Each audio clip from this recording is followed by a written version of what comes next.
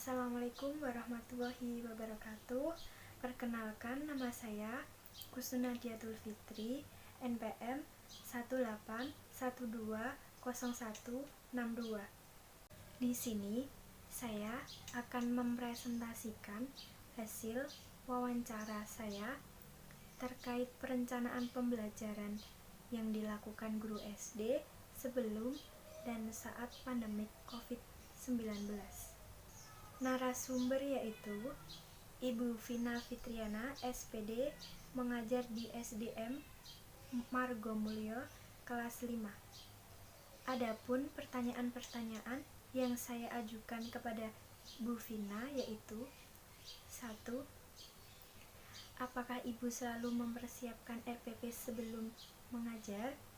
Jawaban dari Ibu Vina yaitu sebelum mengajar, Ibu tidak selalu menggunakan RPP, tetapi sebelum mengajar, Ibu akan mempersiapkan poin-poin yang akan Ibu ajarkan kepada anak-anak didik agar pembelajaran Ibu runtut sesuai KD yang Ibu ajarkan.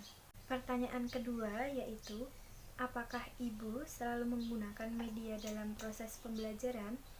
Jawaban dari Ibu Vina yaitu Ibu sering menggunakan media pembelajaran untuk menarik perhatian para peserta didik sehingga anak-anak lebih bersemangat mengikuti kegiatan pembelajaran dengan media pembelajaran. Anak biasanya lebih cenderung bersemangat dan merasa termotivasi untuk mengikuti pelajaran, walaupun pelajaran itu biasanya dianggap sangat sulit bagi anak-anaknya. Seperti saja pelajaran matematika, Ibu lebih sering menggunakan media untuk merangsang pikiran, perasaan, dan perhatian serta kemampuan belajar siswa agar siswa bersemangat lagi. Pertanyaan yang ketiga yaitu, bagaimana Ibu menyelenggarakan kegiatan pembelajaran untuk membuat siswa lebih aktif? Jawaban dari Ibu Vina yaitu, Ibu sebelum pembelajaran biasanya mengajak anak-anak untuk bermain tebak-tebakan atau teka-teki atau yang lainnya yang sesuai dengan topik yang sedang hangat dibicarakan atau yang lagi disukai anak-anak agar anak lebih enjoy serta lebih siap dalam menerima pembelajaran. Pertanyaan yang keempat yaitu, bagaimana Ibu menyusun materi pembelajaran yang akan digunakan dalam pembelajaran di kelas?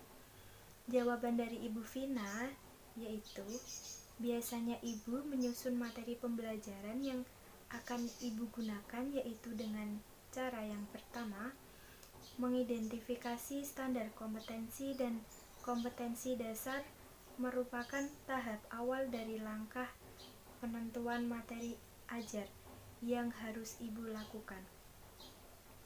Yang kedua, mengidentifikasi jenis-jenis materi pembelajaran. Identitas jenis materi ajar ini dilakukan berkaitan dengan kesesuaian materi pembelajaran dengan tingkatan, aktivitas atau ranah pembelajaran, yaitu digunakan ranah kognitif, kemudian aspek perilaku intelektual seperti pengetahuan, pengertian, dan keterampilan dalam berpikir. Pertanyaan yang kelima yaitu, langkah atau strategi apa yang dilaksanakan guru dalam pelaksanaan pembelajaran sebelum dan saat terjadi masa pandemi COVID-19? Jawaban dari Ibu Vina yaitu, pada masa sebelum terjadi masa pandemi, pembelajaran berjalan dengan lancar sesuai dengan apa yang Ibu rencanakan. Kemudian, anak-anak juga bisa bertanya langsung mengenai materi yang belum jelas. Ibu juga bisa mengajak anak-anak untuk menuangkan pembelajaran tersebut dalam kehidupan nyata dengan cara mengajak anak bermain, kemudian mengajak anak belajar di lingkungan terbuka dengan suasana yang berbeda-beda. Pada saat terjadi pandemi COVID-19, Ibu hanya bisa mengandalkan smartphone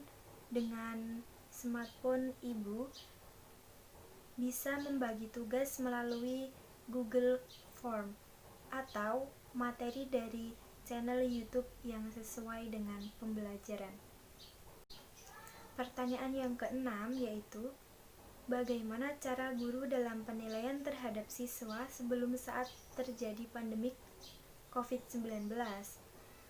Jawaban dari Bu Vina yaitu, pada saat terjadi COVID-19, penilaian terhadap siswa diambil dari nilai pengetahuan dan nilai keterampilan. Nilai keterampilan sendiri biasanya diambil dari tugas yang diberikan pada saat pembelajaran. Ada juga nilai keterampilan yang diambil pada saat pembelajaran. Pertanyaan yang ketujuh yaitu, kendala apa saja yang dirasakan selama pembelajaran daring ini? Bagaimana cara mensiasatinya? Jawaban dari Ibu Vina yaitu, kendala pada saat pembelajaran daring ini ada berbagai macam, diantaranya ada siswa yang belum mempunyai smartphone yang mendukung aplikasi yang berkaitan dengan pemberian tugas. Ada juga siswa yang kurang disiplin untuk mengerjakan tugas yang diberikan oleh guru. Kemudian jaringan internet yang kurang mendukung di daerah tertentu sehingga anak kurang antusias serta merasa jenuh. Untuk mensiasatinya, guru biasanya memberikan challenge yang menantang, kemudian memberikan reward berupa penilaian yang lebih ataupun yang lainnya, yang bisa membangkitkan semangat siswa untuk belajar walaupun dengan keadaan jarak jauh. Pertanyaan yang kedelapan yaitu, apa yang akan dilakukan seorang guru untuk melakukan pembelajaran selama COVID-19 dengan keterbatasan sarana dan prasarana yang ada?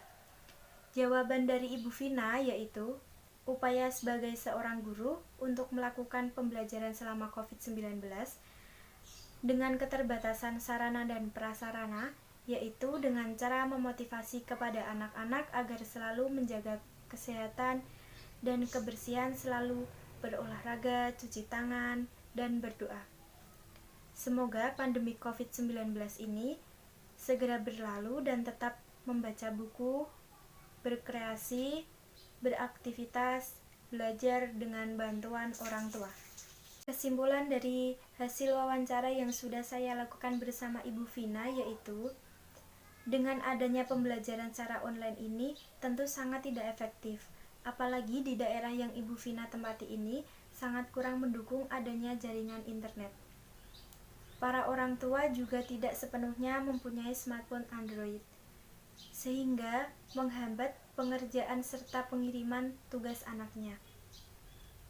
Para siswa juga tidak seringkali memahami materi secara maksimal, karena biasanya para orang tua tidak sepenuhnya bisa mengajari materi kepada anaknya, sehingga ketika ada materi yang kurang jelas hanya bisa tanya kepada temannya lewat WhatsApp atau kepada gurunya secara langsung. Sekian presentasi dari saya. Apabila ada salah kata yang kurang berkenan, saya mohon maaf. Wassalamualaikum warahmatullahi wabarakatuh.